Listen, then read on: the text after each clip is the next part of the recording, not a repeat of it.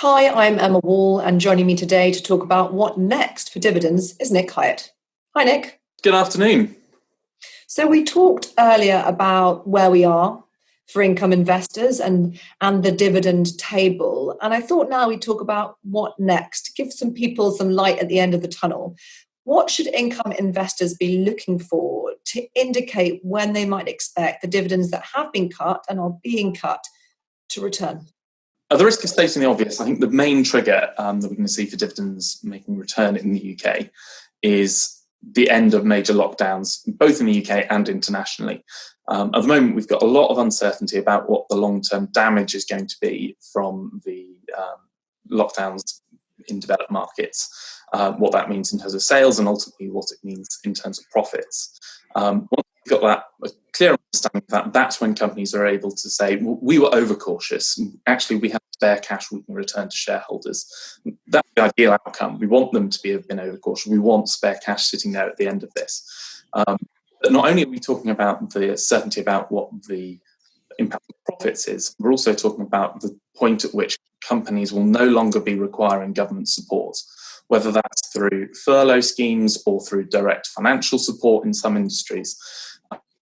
I think at the point when you're taking government support, whether that's to pay employees' wages or whether that's through direct loans, it's just politically a really poor decision to be paying out cash to shareholders.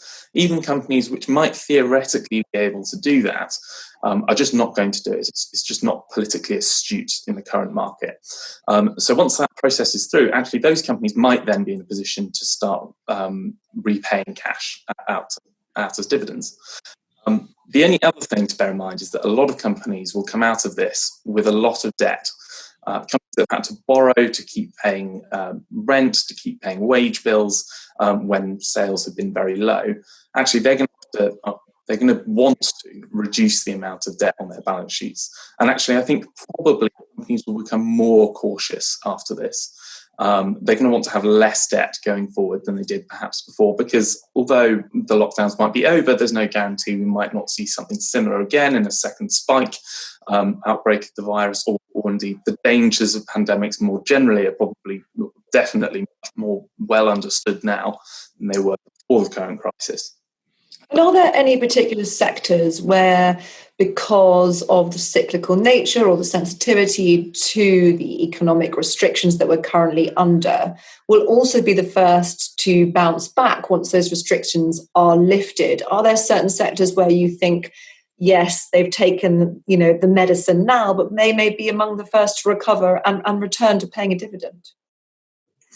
I think you've got certain sectors like some of the more agile retailers, perhaps some of the, again, more agile leisure groups. These are companies which are able to dramatically reduce costs very quickly and potentially could flick on revenue again very quickly. Having said that, I think that depends largely on what the economic environment is like coming out of this. Consumers, we get the much talked about V-shaped recovery where the economy bounces back very, very quickly. And those are businesses that will be able to flick the switch and be selling again tomorrow. If actually we've got a slowdown which is more fundamental, then it's much more difficult to see a recovery in those areas. I think it's fair to say that all eyes are on the Czech Republic, Denmark and Austria, those countries that are beginning to lift restrictions to see both how the virus responds, how their economy responds, and indeed their stock markets respond to the lifting of some of those restrictions. And it's all fingers crossed that they then pave the way and show us, other developed countries and developing countries, the path we can follow in order to navigate back to normality.